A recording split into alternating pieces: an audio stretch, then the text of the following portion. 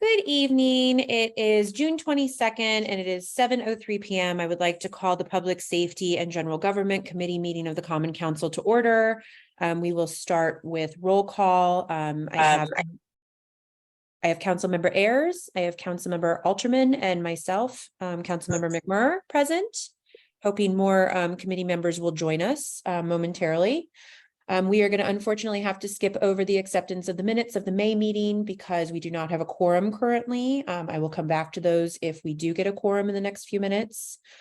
Do we have anybody here for public participation? We do not. Okay, I will open and close public participation. We have one action item this evening. I will read it and then ask for a motion to, actually, I can't ask for a motion, never mind. I'm just going to read it and then I'm going to open it up for discussion unless we have somebody join. The Police Department authorized Mayor Harry W. Rilling to sign a memorandum of understanding between the City of Norwalk Police Department and Liberation Programs to provide a part-time clinician to our current behavioral health unit. This partnership will expand our current BHU services by adding the CLEAR Community and Law Enforcement for Addiction Recovery Participants program to the City of Norwalk. The goal of this program is to build a partnership with the Liberation Program for the prevention of overdoses and to provide clinicians for addiction services. This is a no-cost program for the Norwalk Police Department and will provide much-needed services to the city. I think this is fantastic. Chief, did you want to speak to this or elaborate on anything about this action item? Yes. A few months ago, we were approached by the Administration of Liberation. It is a program that is very successful in the Stamford Police Department. They've also partnered with Stamford in their behavioral health unit. So what their proposal is a no-cost proposal to the City of Norwalk. And what they'll be doing is they'll be sending a part-time clinician twice a week on the days that is mutually conducive based on our scheduling. And what they do is they'll follow up on all the overdoses that have occurred that we've responded to. And they provide further services that the police can't provide. They'll provide more clinicians, more recovery, more addiction prevention. But it's much more than that. They'll also be coming down and holding events to hand out addiction services, literature, and other outreach to prevent within the Norwalk community, and especially areas that are highly impacted by addiction. So it's a win-win for the City of Norwalk. It is a no-cost program. They've also agreed to repay some of the overtime if we do have overtime, because it is a federal grant program. It's very successful in the city of Stamford. I've reached out to Chief Shaw. They've been working with them for well over a year. So with this addition, we'll technically have 2.5 clinicians to provide services for the city of Norwalk. And it is needed, as we have seen in the past 3 years with the rise of fentanyl overdoses. And sometimes using the clinician side instead of the law enforcement side is beneficial, because not only do they provide services to the person who overdoses, they provide assistance to the family. So it's a whole group setting in which they can provide the services. So it's a straightforward MOU, straightforward agreement, and I think it's a win. I agree. I think it's a win-win. You said this is being paid for out of a federal grant. Do we know what the timeline on that federal grant is? Like, how long will it last? I think that I do not know, but it's an ongoing program. From what they say, that they didn't mention any expiration. That's I think great. that these services are going to continue. Liberation is they're very active all the way from New Haven to Stamford. That's wonderful. I think it's a win-win too. Does anybody have any questions or any comments they'd like to make before we move on? Yes, Ms. Alterman. Thank you, Chairperson McMurr. I just wanted to say I'm really in big support of this. I used to work for an addiction counseling community that's similar to Liberations, and they do great work, but especially when you said the thing about how they have outreaches for family members, I think that is a huge part for like reaching other people in the community that also need help. So I'm in big support of this. Thank you. Yeah, the police department's role is more or less to identify the overdose cases, to record them, and then network with their outreach person, their clinician, and then we do follow up. So what we'll do is we'll just respond and escort the clinician and just provide any services or transportation that they may need in regards to getting to the families, getting there, and just standing by. So more or less, it's their whole network, and they'll be using our behavioral health unit as a base of organization. That's fantastic. Anybody else have any comments or questions? Thank you so much, Chief. We will go ahead and move this on to the full council for Tuesday's meeting, so there will be no delay in that at all. We appreciate you coming and speaking to this. You can feel free to join and stay, or you can go have your dinner, which If I you would don't need me, I advise think you I'll to. sign off. Thank you you. so much. Appreciate Take it. care. All right, so there are no action items for the fire department, so we're going to move on to our discussion items, which is around water and marine safety. We have Pam. Pam, how do you say your last name so I don't botch it? Rayla. Rayla. Okay, thank you. That's what I thought, but I just wanted to make sure. We have Pam Rayla here from Recreations and Parks, and this was an idea to have this discussion brought to us by Councilmember Ayers, and I really appreciate that. As we head into summer, a lot of families will be spending time at the beach, spending time at pools, and we just wanted to have a discussion around how to stay safe, both for grownups and kids alike, as we move into the summer months and we're all spending more time by water. So I will turn it over to you, Pam. Thank you. Great. Thank you so much. And thank you for doing this, because it is so incredibly important that people enjoy the water as much as possible, but take it seriously. So in preparation for tonight, I just kind of Googled drownings near me. And unfortunately, there's already a long list. And a lot of them probably couldn't have been prevented if people are getting caught in riptides, things like that. However, you know, the one that stands out to me is one that happened in New Jersey Memorial Day weekend. And 6 young adults went into the water. There was no lifeguard there because it was an unguarded area, and there was signage about that. And unfortunately, 6 of them had difficulty in the water, and one of them didn't make it. So it's a bad way to start the summer, but it should have us open our eyes to simple things that we can do to stay safe in, on, and around the water. The first item on my list, I have 3 major ones, is always swim in a supervised area. So how do we define a supervised area? First and foremost, you would always like a lifeguard to be there, because that lifeguard is trained to watch, to see if somebody's getting into difficulty. And if somebody is, they're trained to go and help, whether it's get them out of the water, provide first aid, provide CPR, whatever they need to do. So swimming in front of a lifeguard is a top priority. Now, are there times where you may swim when there's not a lifeguard there? At the beach, our guards close down the chairs at 6 p.m. There's always people in the water, especially when you have a late or high tide. So what do you do in situations like that? Then you have a designated responsible adult. And this means somebody whose job it is to watch the kids or other adults in the water, meaning I'm not sitting there reading my book. I haven't turned my chair around so that I'm facing the sun, chatting with other people. My responsibility is to watch, because accidents can happen so quickly. And if somebody's not watching, then something bad can happen. So that's very, very important. So we're talking lifeguards and responsible adults. Very, very important. The second thing we should always think about, if possible, learn to swim. Can people who can't swim enjoy the water? Of course they can. They just might have to put some limitations on themselves, but learn how to swim. There are so many programs in the area. Of course, we have our programs here at Recreation and Parks. Stu Leonard just opened up a swimming school, which is amazing, that you can learn to swim there. There are so many programs, the local YMCAs.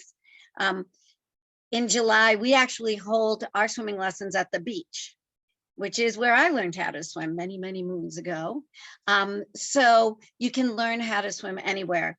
And Sometimes cost makes it seem prohibitive, but Stu Leonard Third Water Safety Foundation provides funding for those who can't afford maybe the going rates. So it's still a possibility. So learning to swim is important. If you can't swim and you want to go in the water, you want to be safe. So how should you limit yourself, or what can you do? Well, one thing is you can wear a US Coast Guard approved life jacket. What does that mean? That means if something should happen to you while you're in the water, that life jacket is going to keep your head above the water for a certain period of time. How do we know it's US Coast Guard approved? There's a label on the jacket that says US Coast Guard approved. It tells you what weight class, because you want to make sure it fits properly. So that's something. And at the beach, at Calf Pasture and Shady Beaches, those are the only flotations we allow, US Coast Guard approved life jackets. Let's go back to our supervised area. So we've got our adult watching. If I'm a child, I'm going in with a life jacket on, somebody should be coming in with me. That adult or somebody should be coming in with me and should keep me within arm's distance, because tides go out. People in life jackets can go out with the tide. I could, I don't know, get away without somebody watching me. So even if I have a life jacket on, which is helping me stay safe, somebody should be in the water with me at all times. The third thing that we need to think about, oh, I've already covered it, US Coast Guard approved life jackets. All right, so we're going to make sure that we're always swimming in a supervised area, that we learn to swim. And another thing about learning to swim and which program you choose, make sure you choose a program that teaches water safety. Simple things that can help you in the water. For instance, if I'm a child and I find myself in the water when I don't expect to be there, something as simple as being able to roll over and float on my back can help save me. It can get my face out of the water. It can give me time to kind of catch my breath. And it can, maybe if I can swim on my back, I can get myself over to the side. So very, very important to make sure, learn how to swim, but make sure you're learning that water safety information too. And wearing a US Coast Guard approved life jacket. Now, the other thing I want to go over were the terrible twos. And I know this doesn't just apply to 2-year-olds, but the terrible twos are the do's and don'ts about swimming in the water. If it's too cold, you need to limit your time in the water, or you need to limit your children's time in the water. How do we know if they're too cold? Their lips are blue, they're shivering. You know, it may be 80 degrees outside, but on Memorial Day, the water at the beach was below 60 degrees. That's a little bit too cold to go in for too long a period of time. So watch out for too cold. Don't go in for too long. If the water is really cold, don't be in there for too long. If it's a very young child, you may want to take them out after half an hour, give them some time to rest, because they are going to get tired.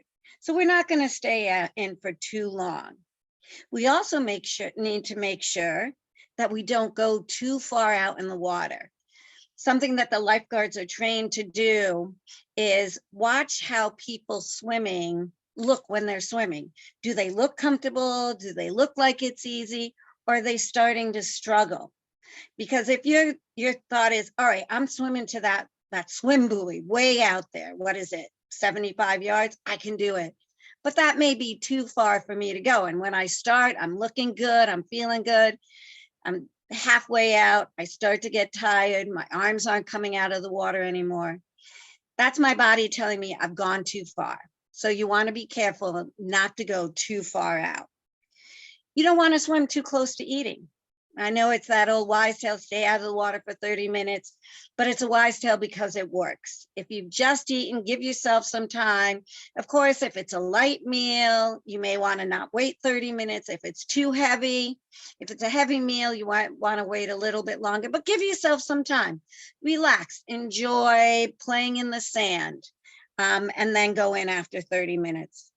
And then for our adults out there, you don't really want to risk having too much fun and too many adult beverages and then go in the water. That's sometimes where accidents happen. So we want to be sure that when we're near the water, yes, have fun, but be respectful of it. Okay? How does that sound? That is wonderful. Thank you so much for those wonderful reminders. And I love those tips. I'm going to make sure I add them to my newsletter this month and I'm sending out to Excellent. everybody. So thank you very much. I don't think we can say it enough. Just be safe, be responsible, no matter what body of water you're in. And if you can, definitely learn how to swim. And you're right, we have so many great options. Councilmember Ayers, do you have a question or comment? I do have a comment. I just like to say thank you, Pam, so very much. I think it's important. We live on water. And sometimes we forget that we are a water community. I know you emphasize in your presentation a lot of the things for people if they're at the beach. But I know a lot of people that have home pools and Mhm. stuff like that. And I think what you shared would work in those instances. But is there any other tips or tricks that you can help people who are even doing it at home? Unfortunately, when I was a very little girl, a close family friend of ours, baby drowned in a kiddie pool. And it was almost, I don't want to say a freak accident, but it happened. And so, sometimes people think, oh, that's not a lot of water, but you can drown in a little bit of water. Are there any tips or helpful hints that you can share around people at home in using water and things of that sort? Absolutely. Thank you for those questions. A lot of the things we've already discussed also apply to pools. One of the most important things is supervision. Who's watching? And I know, especially when you have small children, it's hard to keep an eye on them. So in those kind of cases, you want to make sure that your pool is safely secured when you're not out there. So whether you have a locking gate, some of the gates that you can get have alarms on them. So when the gate opens, you know that it's opening because you hear the alarm. Very important to make sure that pool is secured when nobody's there to watch. Very important. As far as, how to be safe in the water, we've talked about supervision. Life jackets are wonderful. I can't stress enough for moms and dads, the pool is fun. So when your kids want to go in the pool with them, be around them, have fun with them, and you'll learn as much as they will. I'm sorry to hear about that very horrific accident, but you're right. Anybody can drown in a very small amount of water because let's say you trip and you hit your head and your face lands in a puddle. That's water and you could drown. So supervision, just trying to keep the area safe.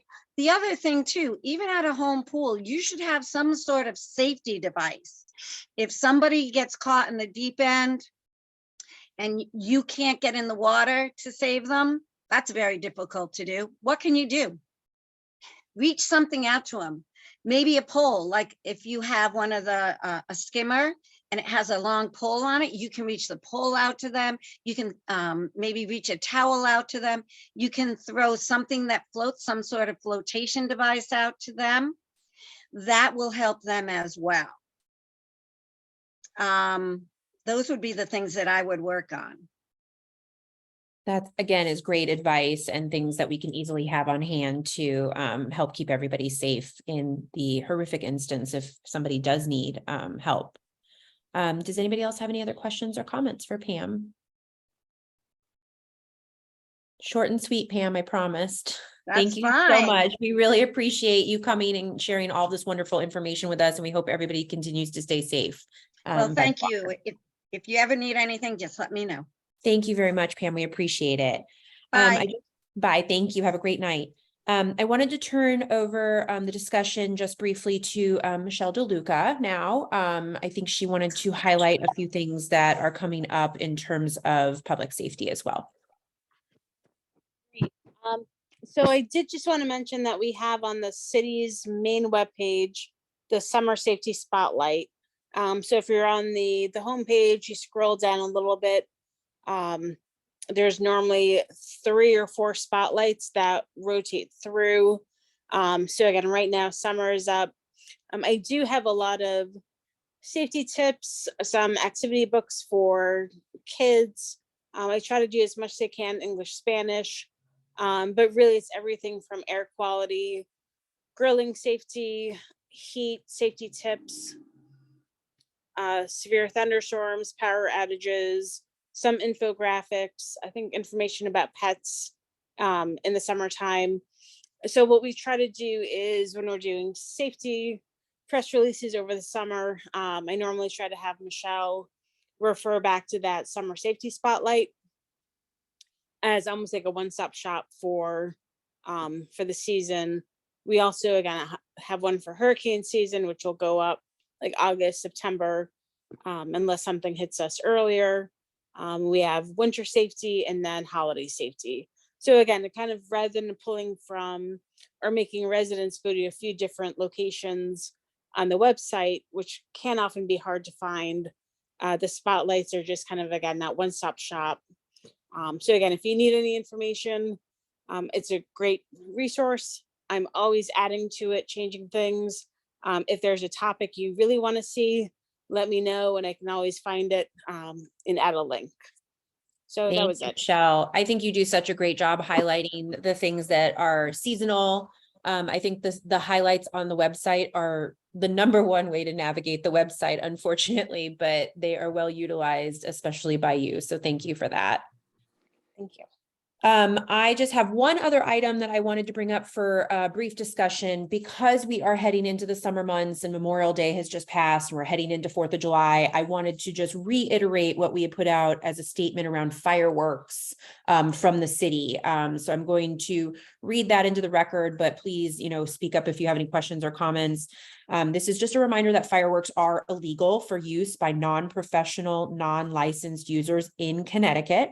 They can cause serious injuries or worse. So we are asking all of the public to attend public fireworks displays put on by professionals and not take it into their own hands.